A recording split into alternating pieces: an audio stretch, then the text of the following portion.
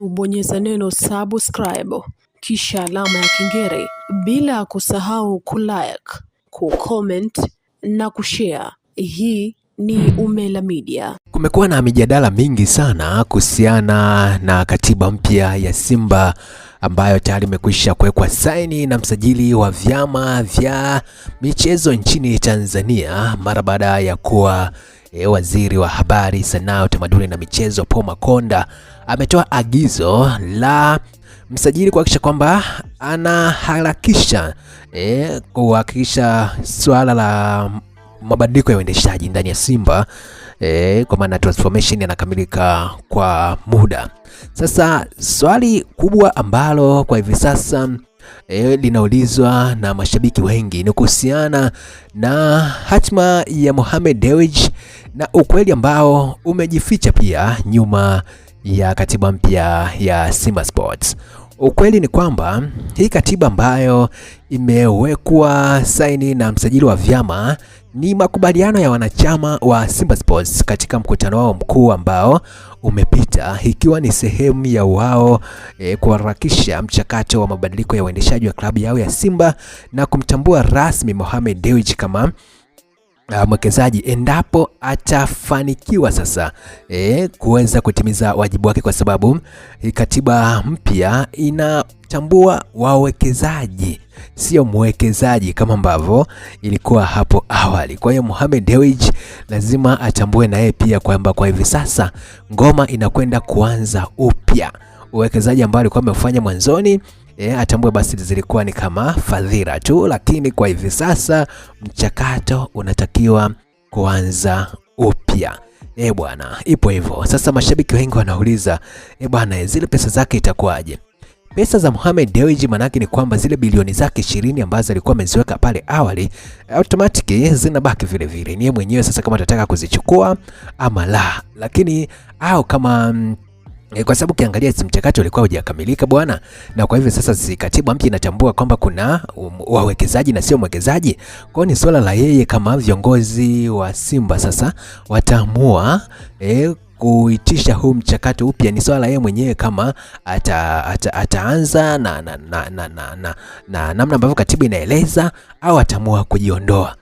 Kwa sababu kwa hivyo sasa mamlaka yote ya kiuongozi na kiutawala yapo kwa viongozi wa Simba ambao ndo wanaongozwa na Murtaza Mangungu. Wao ndo ambao sasa wataamua sasa mchakato wa mabadiliko wa upeleke vipi, kama watakuwa imara zaidi.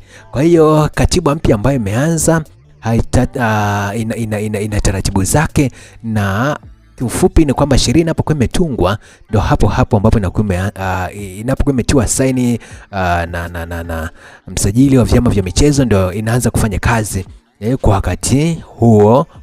Kwa hivi sasa nguvu zote zipo kwa viongozi wa upande wa wanachama ambao ni viongozi wa Simba Sports na sio kwa huyu tajiri Mohamed Dewji. Yeye kwa hivi sasa anategemea kuona hawa waliopo kina Mangungu wanapelekaje mchakato. Ndio maana ukiangalia kwa hivi sasa swala ni zito. Hata Simba Sports wenyewe hawajatoa tamko lolote lile kupitia ukurasa zao za mitandao ya kijamii. Upande wa Dewji na wenyewe bado hawajatoa tamko lolote lile. Kwa sababu ukiangalia upande wa Dewji kwa hivi sasa nguvu yake ni ndogo sana. Yani katiba hii hapa ambayo imetiwa saini na msajili inakuja kuwapa nguvu upande wa wanachama ambao ndio upande ambao wao wanakuwa na 51%, na upande wa wawekezaji ambao wanakuwa na 49%.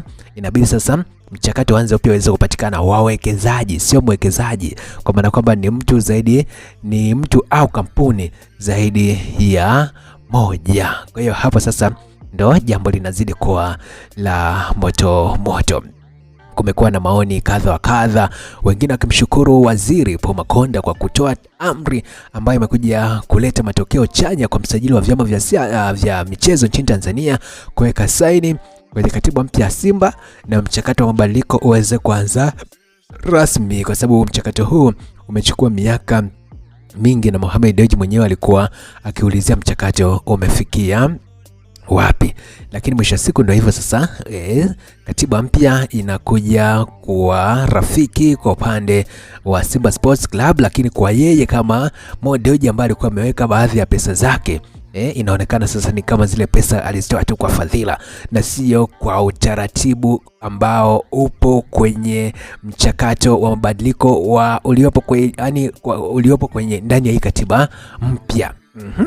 Unaona bwana, yani kinachofanyika kwa Mo Dewji ni kwamba ni sawa na wewe labda umepanga kumuoa mwanamke fulani au kuolewa na mwanaume fulani, lakini unakuta unatoa vizawadi, unatoa pesa. Ukumbuke kwamba wewe bado hajua mke wako unatoa pesa, unampeleka out, unaona alafu mwisho wa siku sasa huyo unashikia familia imekuja kuweka kigezo kwamba wewe ili uweze kumuoa mtoto wetu lazima utimize hili na hili na hili na hili. Sasa unaanza kusema zile pesa ambazo niliweka mwanzoni jamani itakuwaje? Si nilimtoa out, si nimnunulia gari jamani. Alafu familia inakuuliza bwana, cheti cha ndoa kiko wapi? Unalalamika cheti cha ndoa kiko wapi? Kama hutaki kutimiza matakwa yetu haya ambayo tumeyaweka bwana, wewe ondoka katafute makazi yako mapya. Usianze kutuambia bwana mara niliweka pesa, nilifanya hivi, nilimsomesha.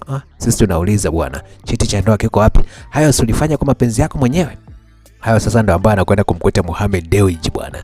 Yaani zile pesa ambazo alikuwa anazitoa ajue kwamba zilikuwa ni nje ya utaratibu. Mchakato wa mabadiliko ulikuwa haujakamilika rasmi. Kwa hiyo kama anataka sasa kutoa pesa ili ambazo anaweza kaja kalalamikia Simba baadaye, lazima ahakikishe kwamba anapita kwenye mchakato mpya wa mabadiliko ambao umeelekezwa kwenye katiba mpya ya Simba Sports Club. Sijui kama mmenielewa hapo au ndo nakuhadithia vile. Na mimi utakuwa umenielewa bwana, au sio bwana? Kwa hiyo ndo hivyo, watu wengi wamekuwa wakitoa maoni mseto hapo bwana kwamba Mohamed Dewji vile na vitu kama hivyo. Naye pia mpaka sasa hajazungumza chochote jamani. Jambo ambalo linasubiriwa na wengi ni kusikia sasa tajiri atasemaje? Maana tajiri aliitunza Simba nje ya utaratibu, aliitunza kweli. Kama sasa anataka kuendelea kufaidika na Simba, basi lazima aweze kufuata matakwa mapya ya kisheria ambayo yapo kwenye katiba mpya ya Simba Sports. Pamoto hapo pamoto kweli. Ndio maana mjadala umekuwa ni wa moto vile kwenye mitandao ya kijamii na hata vyombo vya habari, kwa sababu swala hili lilikuwa linasubiriwa na watu wengi. Wengine wanasema unajua Mohamed Dewji bana anataka kuifanya klabu ya Simba kama ya kwake hivi. Kwa ndio maana inawezekana nyuma pazia maybe kulikuwa na pressure kuchelewesha haya mambo ili basi ajenda nyingine ziweze kupita hapo katikati, lakini ndio hivyo bwana. Wewe unasemaje? Umepata ambacho yani sehemu gani ambayo inakutatiza ili basi niweze kuja kuichambua zaidi kuhusiana na swala la katiba mpya ya Simba Sports Club? Niandikie kwenye eneo la kutolea maoni hapo, na mimi basi nitakuja kukujuza mwanzo mwisho kuhusiana na mchakato huu wa katiba mpya na mabadiliko ya uendeshaji wa klabu ya Simba Sports.